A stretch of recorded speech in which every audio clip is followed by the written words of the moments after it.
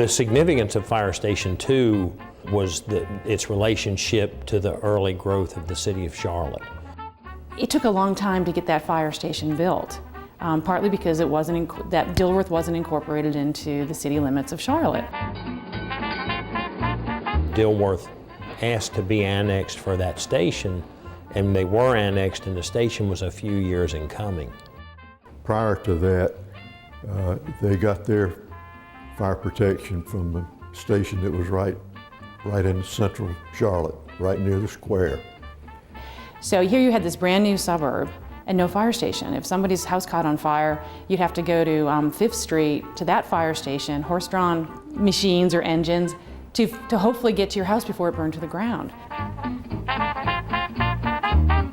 If you really look at that building, you'll understand that Dilworth didn't always look like it does today. It was mainly residential, but it also was industrial because there was a cotton mill just 2 blocks away, and adjoining this property there was an elevator factory. Dilworth was one of the booming neighborhoods at the time. It still is a very, very nice and viable neighborhood. The firehouses back then were, I don't know, they were more than just firehouses. They were almost community gathering spots as well, because the firemen lived there. They were part of the neighborhood. People knew them. It was much more walking about then. It was on a more pedestrian scale. At that time, standard issue for every fire station was a green park bench. Bench was occupied a lot of times just to keep up with what was going on outside. Pedestrian traffic and the street cars and vehicle traffic up and down South Boulevard. It's kind of a different era.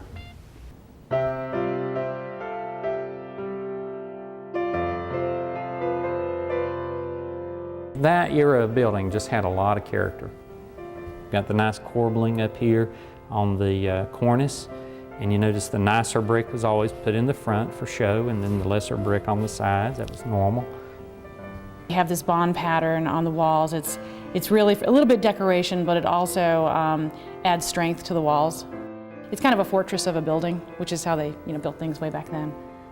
It's got some real charm to it. The voussoirs over the doorway, the front doors, and you've got the windows are still of the same size and haven't been filled in. This is a nice detailing in this brickwork there. Somebody took a lot of pride in their work. It probably does not compare in physical beauty to Station 5 that we're standing in now, or 6 on Laurel, or 7 in North Charlotte. I don't know exactly why that was. It could have been that the architectural firm they hired to build it just wasn't as flamboyant. It could have been a budgetary thing where they said, we need this, make it work, make it as simple as possible. But it's like so many other buildings of that era. They were built on a much more human scale, a more almost humane scale. There's something about that era of building that draws, I think, people to it.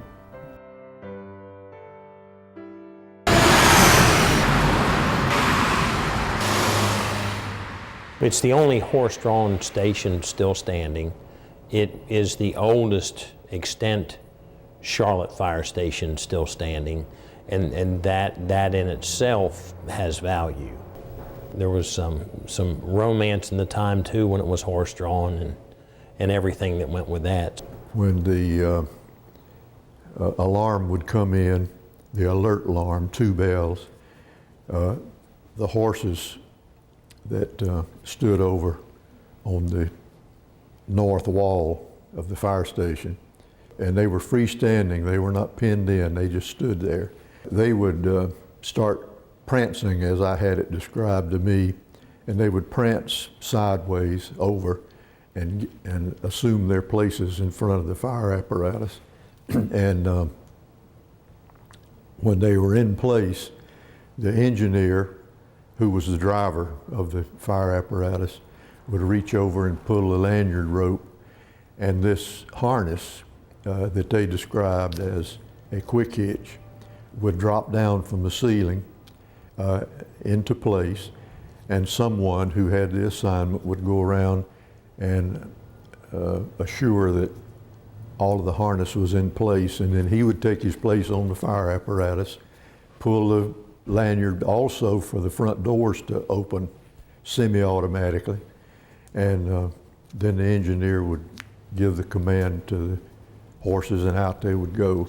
I'm sure there were parts of that that were enjoyable, and I'm sure there were parts of that that were tough. You know, there was no self-contained breathing apparatus to protect the respiratory tract, so those guys died young. They didn't live a long life. Everyone, as they came aboard, were issued dress uniforms, which, as I understand it, was 12-ounce wool serge, trousers, vest, coat, and cap, and that was year-round, whether it was wintertime or July 4th.